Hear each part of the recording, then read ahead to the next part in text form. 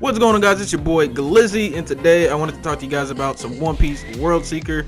There's really not been a lot of people talking about this game at all. Like, I'm pretty sure it's because the game's been pushed back about 2 times. I know it was originally showcased back in 2017, I believe, the Jump Festa in 2017, and then it was supposed to come out last spring, summerish time, and then they pushed it back to fall, winter of last year. Now it has a specific release date on March 15th.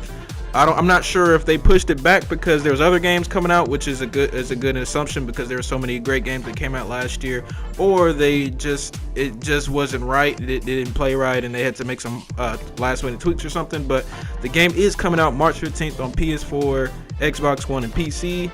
Today I just wanted to give you guys some details and some background on the story, and I also wanted to talk about some of the battle mechanics that you will see in the story. But before I get balls deep into this, you already know I have to play my intro.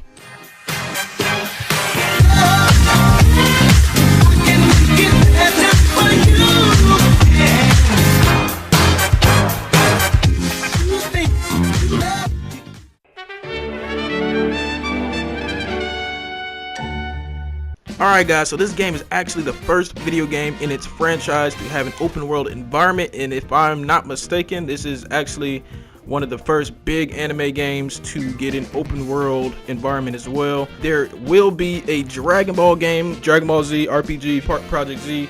That will also be one, and I can't wait for that, but I'm not here to talk about that. This game is completely different from all the previous One Piece games. I'm not going to go into detail on those, but this is going to be a legit action RPG open world anime game.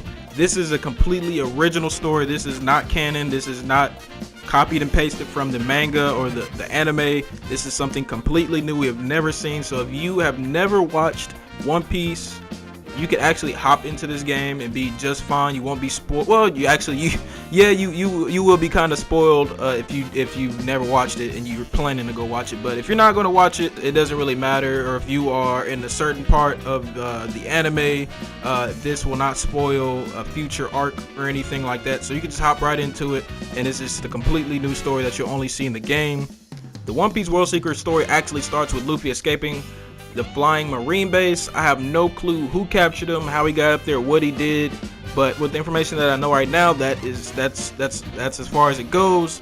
But he escaped from the flying marine base.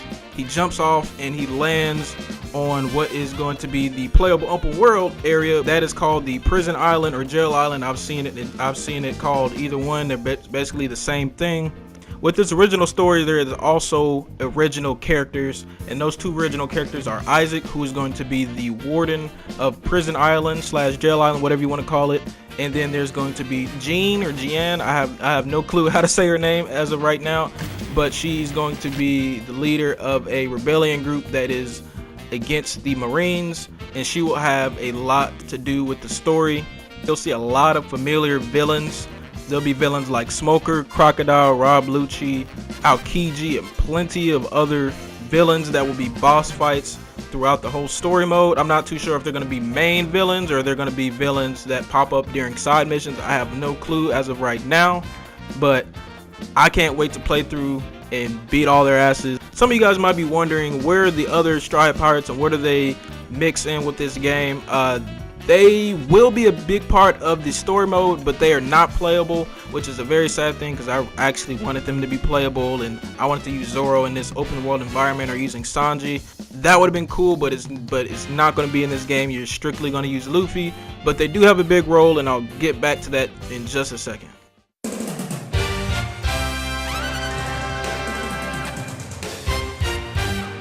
Alright, now I'm going to be talking about some of the fighting mechanics in this game. From first glance, it doesn't look like there's a whole lot to the game, and it's a lot of just button mashing, which there is some button mashing that goes into it, and that's just the basic combos that you see. You can use his special armament haki. Using his haki will actually make him stronger, but the downside to using it a lot is that it will slow you down in the midst of combat, so you kind of have to not use it as much, but only use it when needed. Another ability that Luffy is able to use is observation haki. This will allow you to dodge characters' attacks very easily. This allows you to slow down time, so it gives you some time to think about what you're going to do, how you're going to attack enemies. Maybe there's a lot of people attacking at the same time, so it lets you get away, like I said, dodge. And this actually also lets you survey the area. Maybe you want to go in and do a sneakier approach, see behind walls, and that sounds like it is going to be super helpful and is going to be something you're going to want to use a lot in the story. Depending on your playstyle, there's also a way to perform sneak attacks, and it will take out enemies in one hit.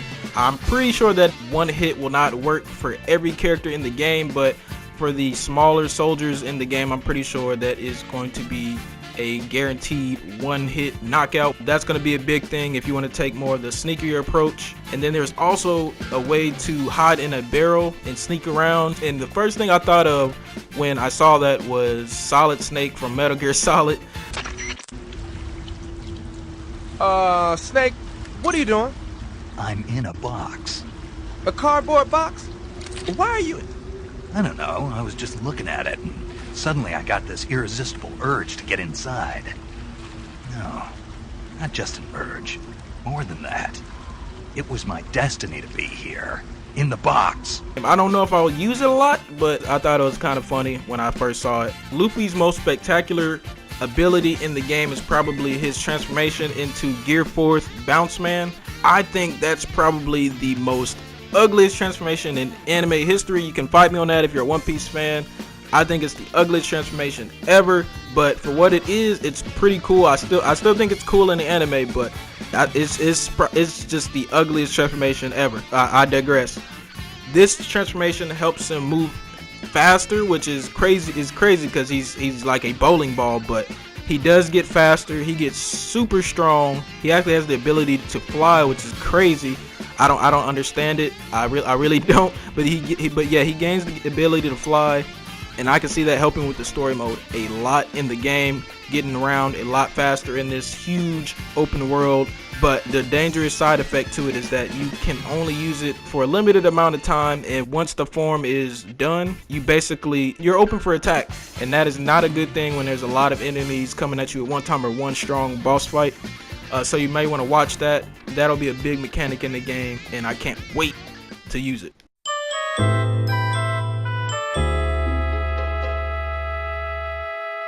Crafting and development in this game is going to be a big part of the game, because without this stuff, you will not be able to progress that easily. First, I want to talk about is the skill tree.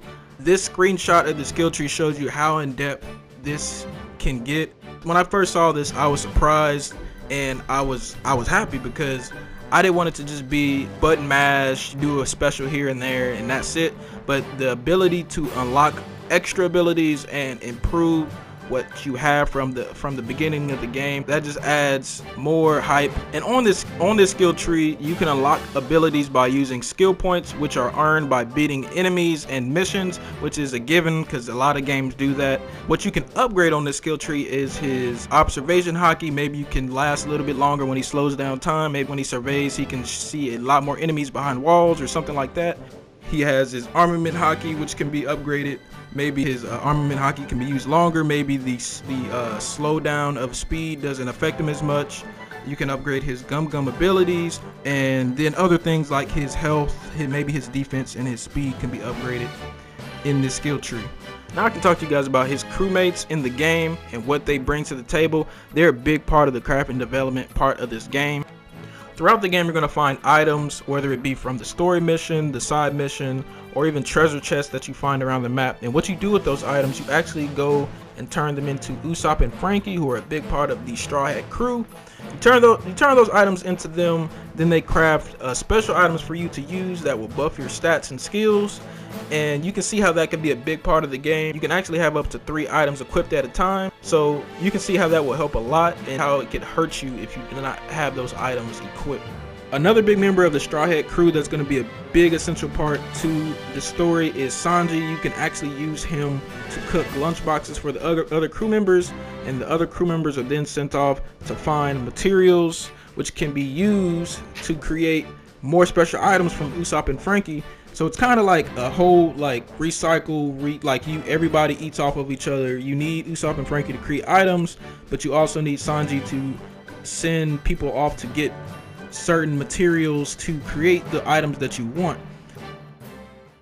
So that's all I have for you guys today. Hopefully I shed some more light on this game if you didn't know what it was about before, and maybe you did already know what it was about, but there was something that you needed some more details and info on. Hopefully I gave that to you guys today. I want to know what you guys think in the comment section down below. I will definitely hit you guys back in the comment section. Leave a like on this video if you made it this far. I would love if you guys did that, and subscribe if you're new to the channel.